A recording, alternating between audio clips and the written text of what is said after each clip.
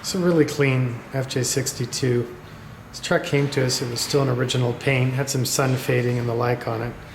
But then the client who bought it was inspired by a couple stage 2 restorations that we had going on at that time here of 60s and 62s, and had us go through the truck in detail.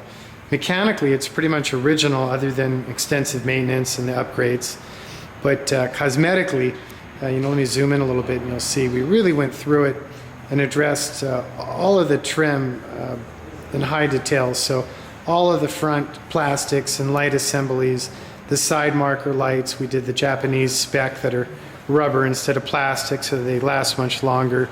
New factory mud flaps, we restored the bumpers, all new emblems all the way around. And then when it was apart, all glass and trim removed, we did a full proper repaint in the original colors. It's kind of a neat color combo you don't see too often, the cognac and champagne. Wheels are still stock.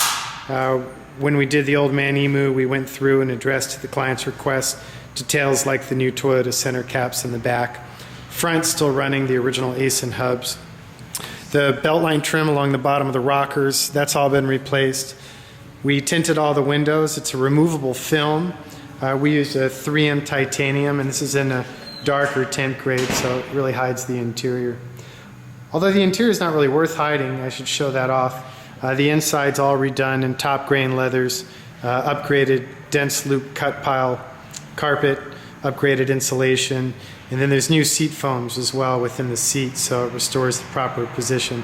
Even this back Toyota light assembly was replaced new when it was restored, as were the emblems and light lenses. Let me show you around inside. It's really pretty clean. Truck now has 158,000 and change on it. The interior is just immaculate.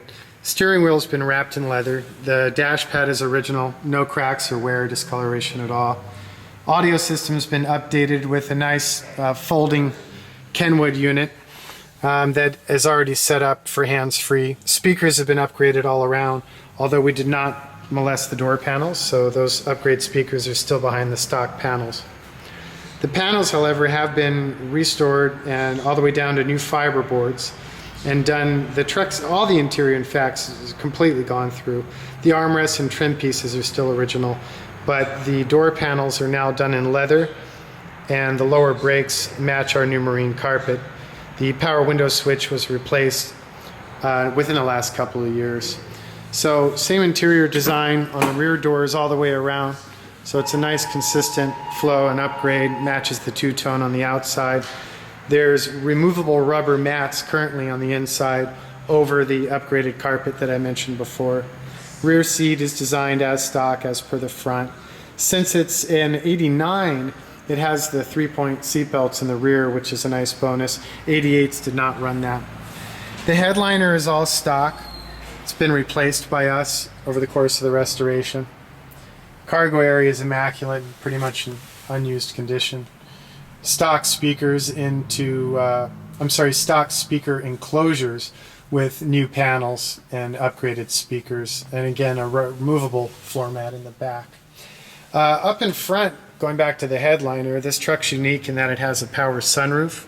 Generally we don't recommend these, but this was installed by the dealer and has been with the truck since it was new and presented no issues for the owner. The headlights were upgraded to halogens. The horns were abolished. Those stock horns are just pathetic, so we often run these hella horns. They're flanking on both sides. We did an Optima battery upgrade as well, replaced the terminals with marine gray. Under hood, just pretty evident that the truck's never been abused, and all stock components throughout, no aftermarket parts whatsoever. And the truck just has a really nice track record. All the finishes under the hood, evident that it's been in a nice environment since it was new. So if you get a chance, come give this truck a drive. It has good power for a 6.2. It's really nice and even. And cosmetically, obviously it's one of the best out there. Within the last 10,000 miles, this truck's seen most of its mechanical upgrades. So those included the TLC higher performance exhaust system, which is still emissions compliant, but has a higher flow catalytic converter, more direct routing, and better sounding muffler without being obnoxious. We also did the Old Man Emu suspension. We overhauled the front axle in its entirety, Burfield seals and the like. While in there, we went ahead and upgraded the brake lines to stainless and upgraded the brake rotors. The Old Man Emu suspension is fit all the way around. That's the complete system with the stabilizer, the shocks, the bushings, the U-bolts, and the greasable pins.